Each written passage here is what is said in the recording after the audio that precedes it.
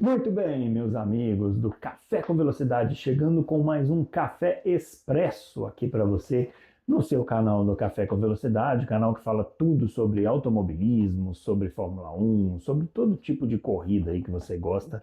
A gente fala aqui no nosso canal. E essa semana chegando com mais uma historinha maravilhosa aí sobre a Fórmula 1. Mas antes de mais nada, deixa eu te falar uma coisa. Você já parou para pensar na possibilidade de participar da bancada do Café com Velocidade? Existe essa possibilidade, sabe como? Se tornando um apoiador aqui do nosso canal. Você vai ter acesso às lives exclusivas de terça-feira, que é o Café Sprint, toda terça-feira. Depois que tem Fórmula 1, né? Depois da corrida de Fórmula 1, tem o Café Sprint, que é a live exclusiva para os apoiadores. E nessa live, você pode participar, inclusive, como âncora. Você vai poder falar na cara de Fábio Campos tudo aquilo que você pensa sobre ele e sobre o automobilismo. Parece uma possibilidade tentadora, não é? Então, torne-se um apoiador aqui do Café com Velocidade para que você tenha acesso a este benefício maravilhoso, beleza? Bom, vamos começar o nosso Café Expresso dessa semana, trazendo uma historinha que eu considero uma das histórias mais engraçadas, trágicas e insólitas, né, da história da Fórmula 1, que foi o retorno da Honda a McLaren em 2015, na temporada de 2015.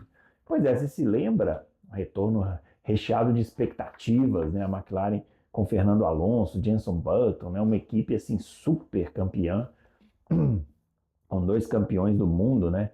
Conduzindo ali os carros.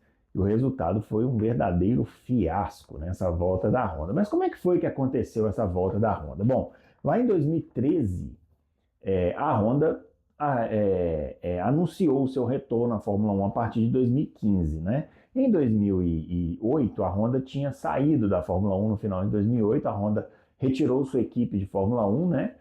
E ficou fora esse tempo todo e resolveu voltar em 2015 como fornecedora de motores. Só que tinha um detalhe, né, pessoal? Em 2015, a Fórmula 1 já estava há um ano no regulamento dos motores híbridos, né? Os motores da era híbrida aí, com motores 1.6 turbo alimentados, MGU-K, MGU-H, toda aquela parafernália eletrônica que invadiu a Fórmula 1 e os seus motores a partir do ano de 2014. E era nesse cenário que a Honda iria voltar. Muito diferente da época em que a Honda teve a sua maior parceria, né? Que foi com a McLaren, justamente.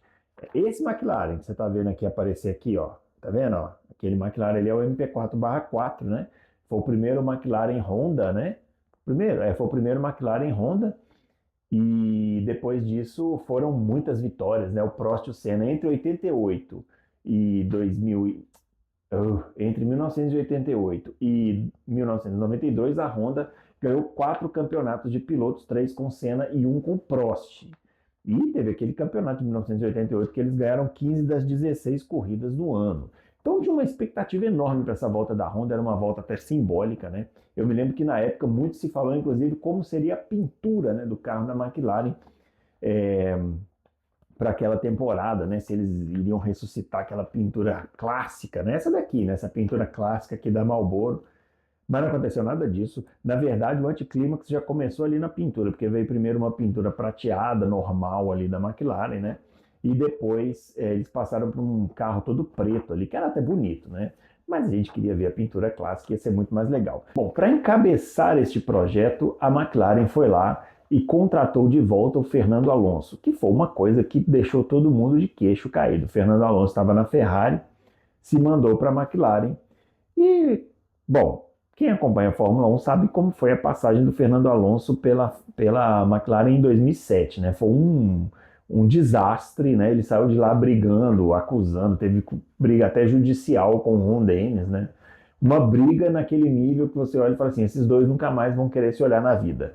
Mas na hora que pinta um dinheirinho, a coisa muda de figura, principalmente na Fórmula 1, né, pessoal? E aí o Fernando Alonso voltou para aquela casa que ele foi tão triste e se deu tão mal enfrentando Lewis Hamilton e toda a estrutura, né, da McLaren.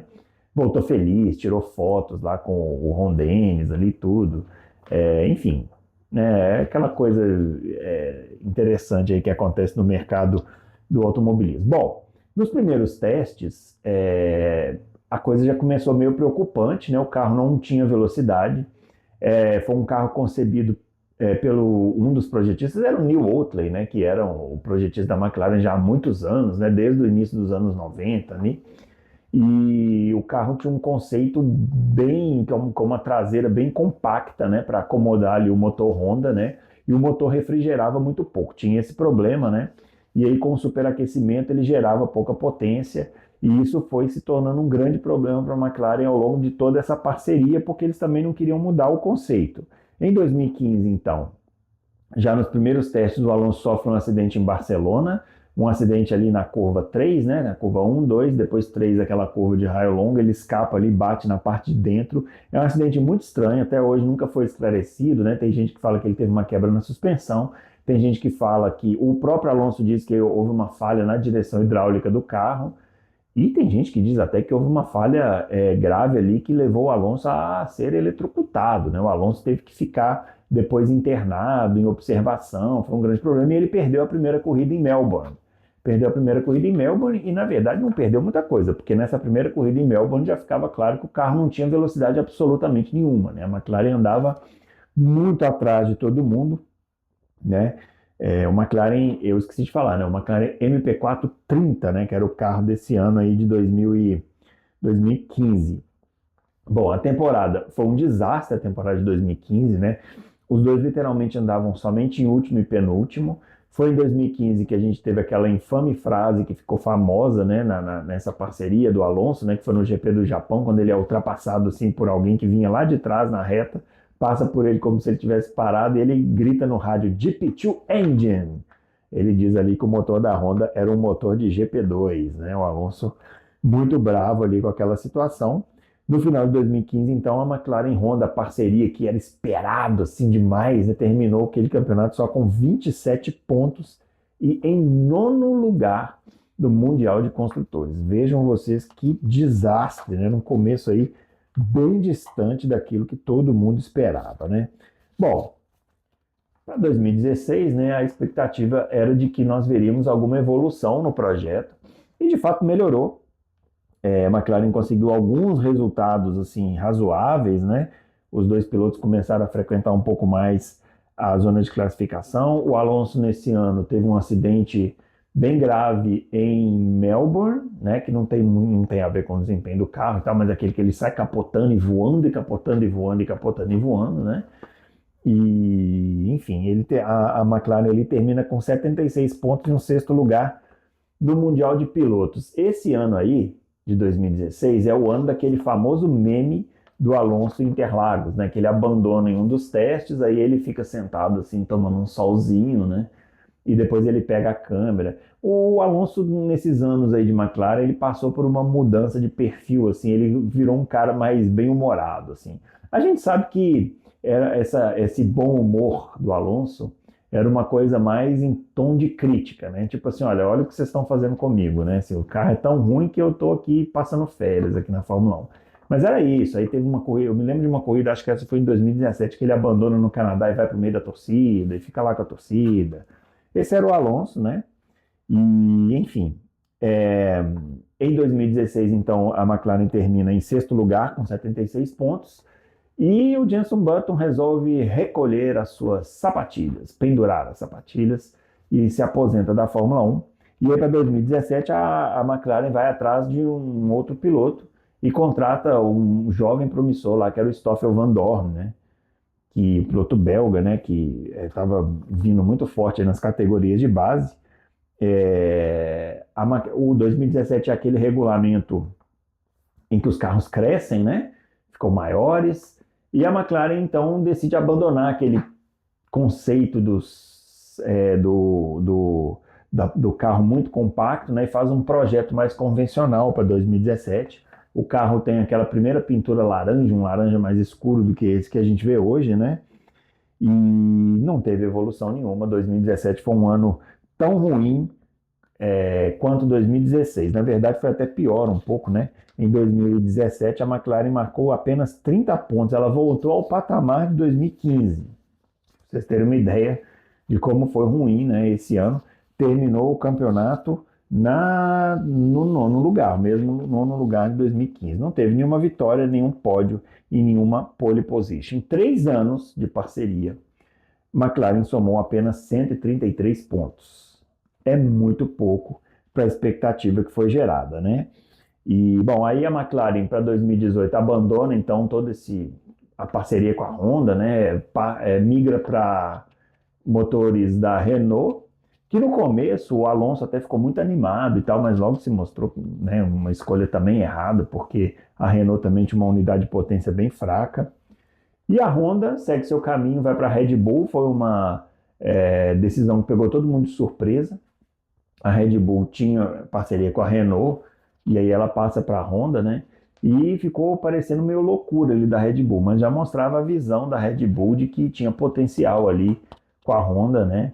E o potencial se confirmou porque a parceria Red Bull-Honda foi super vitoriosa, né? Eles já conseguiram em 2018 algumas vitórias com Ricardo e com Verstappen, 2019 também com Verstappen, 20 com Verstappen também, e 2021 já conseguiram ser campeões, 21, 22, 23 e 24.